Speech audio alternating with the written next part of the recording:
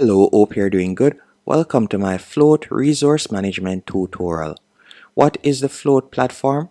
Well, a quick overview is the Float platform is basically a platform that allows you to work together with team members.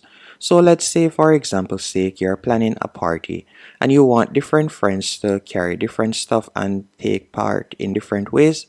Well, with the Float platform, you'll be able to organize that.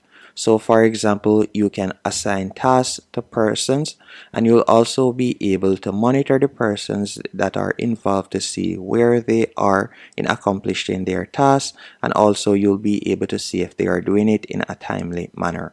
So that is basically an overview of what Float offers. So all you'll need to sign up is go onto float.com, and from there you can tap on try for free. After you have tapped on try for free, you'll be redirected to a new page. On this new page, you can sign up using your email address. After you have done that, you can pick a name for your team. So for example, I'm just going to be calling this Simple Answers Team. So you're a part of my team right now. Then we're going to tap on Continue. After selecting Continue, you will be redirected to your dashboard after filling out a few information. So let's say 1 to 10 persons are on my team, and I'm just going to be selecting right where you see already use float. You could select new to float, but I'll be showing you step by step how to do it. Then you're going to tap on next, and this is where you can enter your first project name. So this will basically be your first group project. So let's say for example, my first group project is to come up with a video. So let's say our first video will be, so let's say make a YouTube video. So I'll type in make YouTube video, and we're going to tap on next. After you have done that, you can add in your team member's name. So for example sake,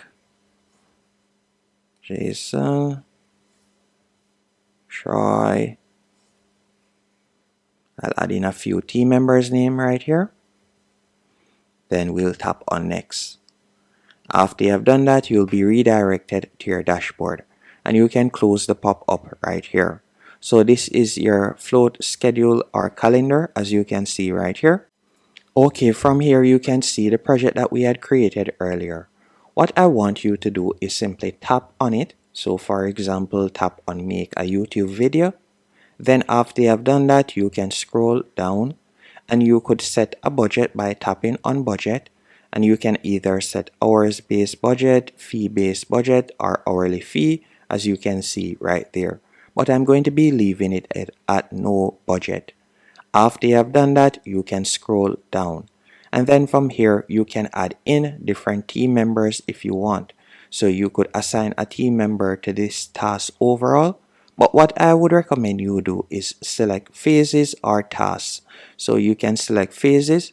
So for example, let's say the first phase will be to come up with video idea. So I'm going to type in come up with video idea. So let's do that. So we'll select come up with video idea. After you have done that, you can select the date that you would like that to be done. So let's say the 26th. So we'll select the 26th right there. I want it to be completed by the 26th. After you have done that, you can add another phase. So I could tap on add phase, and let's say the other phase would be to write script.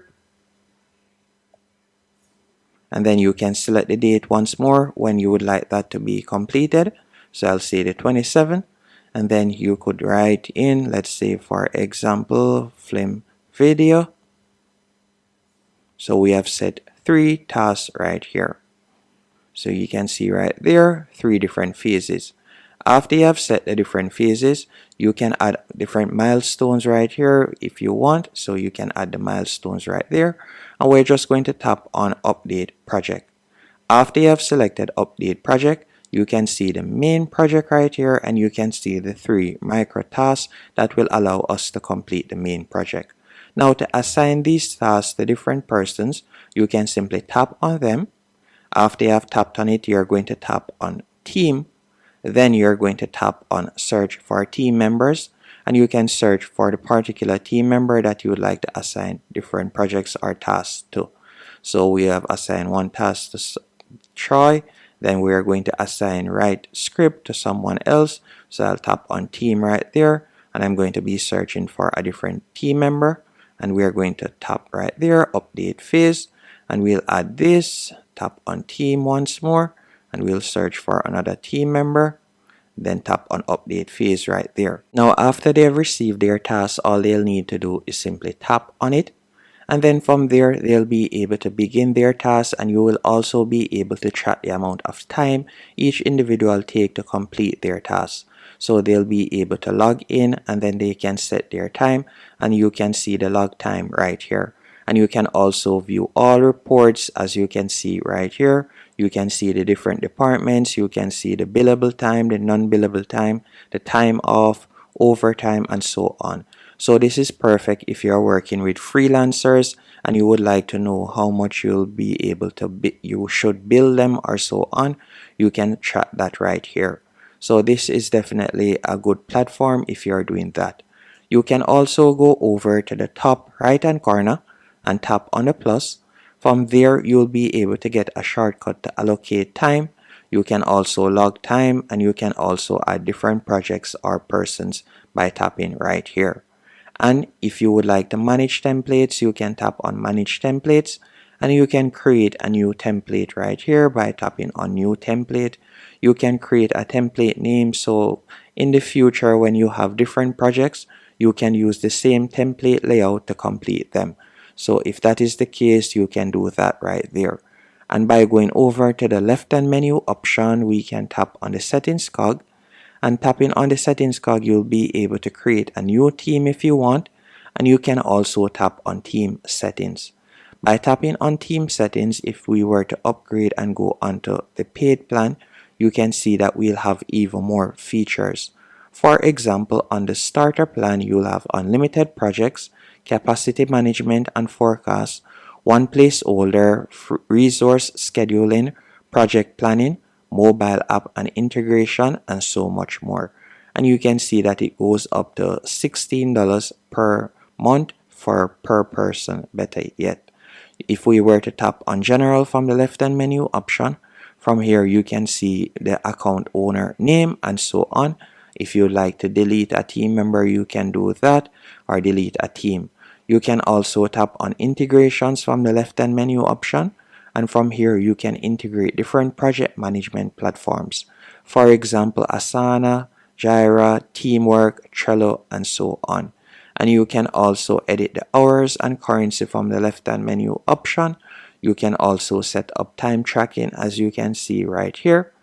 So there are numerous editing options. You can also create different departments depending on the type of situation that you're using this platform in. You can also assign roles to different individuals and so on. And that's basically it when it comes onto the Float platform. Hope you found this tutorial helpful and informative. If you did, be sure to hit the like button and subscribe, and thank you for watching.